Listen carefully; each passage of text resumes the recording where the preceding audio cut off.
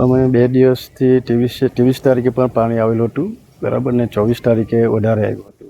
એમાં અમારા ઘણા તળાવ ડૂબી ગયા અને ઘણું નુકસાન થયું. માલ પણ તૈયાર હતો, અઠવાડિયુંમાં અમારે થોડુંક માલ કાઢવાના હતા. અમે નુકસાન તો ઘણું થયું, લગભગ 2 કરોડનું અમારું થયું અને તળાવ બધા એમ તેમ થઈ જાય. હવે અમારે લેબરને પૈસા આપવાનું એ બધું ટેન્શન જેવું લાગે, કેમ કે એ લોકોને કઈથી પૈસા આપવા, શું આપવા. અને બીજું અમે લોન પણ ઘણી લીધેલી, કઈ રીતના ભરા, શું કરવા, ટેન્શન તો થોડું ઘણું ખરું અમને. પછી હવે શું કરે કંઈ એ થતું નથી, પણ જોઈએ હવે જે એ થાય તે. સહાયમાં તો જે રીતના હવે બધું સીડ ને ફીડ ને બધું પાછું અમને જો પેલું એ કરે, સરકાર થોડું ઘણું સહાય કરે તો પાછા અમે ઊભા થઈ શકીએ. અને બીજું અમારી લોનની થોડી માફ કરે તો અમને થઈ શકે. અને બીજું અમારે ત્યાં કેસીસી લોન કરીને અમને વિશેષ ખાતામાંથી કરે, પણ બેંકમાં અમને આપતા નથી. એ લોકો કહે કે એ લાવો તે લાવો, પછી રોઈટા એ લોકો. કારણ કે મારી જોડે એવું થયું એકવાર, 20 લાખની લોન હતી મારી કેસીસીની, એ લોકો એમને આપી નથી બેંકવાળાએ. બહુ ભારે નુકસાન થયું. આમાં અહીંથી 4-5 ફાર્મર છે, તે ટોટલ વચ્ચે 5-6 કરોડનું અમારું નુકસાન થયું.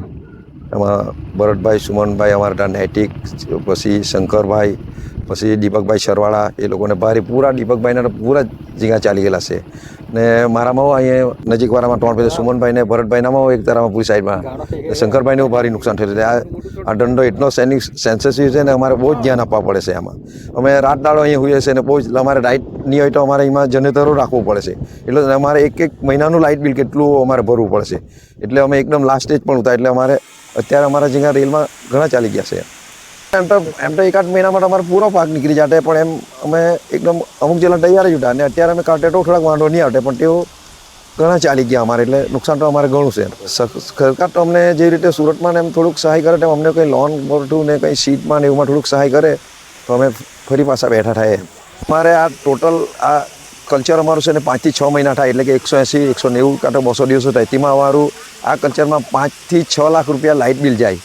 હવે અમે ગુજરાતમાં અમને છે ને જ્યાં લાઇટમાં સરકાર રાહત આપતી હોય તો સારું પડે, કારણ કે દક્ષિણના રાજ્યમાં સરકાર આ ઝીંગા ફાર્મવાળાને થોડું રાહત આપે છે. તો અમને જ્યાં આપતી હોય તો આ પોઝિશનમાં અમે થોડા લાઇટમાંથી ઉપર નીકળી શકીએ એમ, ઇલેક્ટ્રિસિટી માટે. ये झींगा का जो कल्चर है बहुत सेंसिटिव है। इसमें हाई इन्वेस्टमेंट, हाई रिस्क और लो प्रॉफिट है। इसमें 1 किलो 20 काउंट का झींगा तैयार करने में 50 ग्राम का लगभग 150 से 180, 190, 200 दिन भी जाता है। वो सीड के क्वालिटी के ऊपर डिपेंड करता है। और इधर सब लोगों का पूरा रेडी था। ऐसे भी इस साल बहुत हाई टेम्परेचर था, तो इसलिए बहुत सारे प्रॉब्लम आ रहे थे। और अभी फ़िलहाल जैसे रेडी हुआ पार्शियल के लिए, वैसे फ्लड आया। फ्लड में बहुत भारी नुकसान हुआ है। तभी सबको हम बस घूम के बस बता रहे हैं, समझा रहे हैं, अंदर से हौसला दे रहे हैं कि चलिए करिए, अभी आगे हम साथ में खड़े हैं, रहेंगे खड़े। बाकी आप सरकार से मांगे करिए, क्या हो सकता है।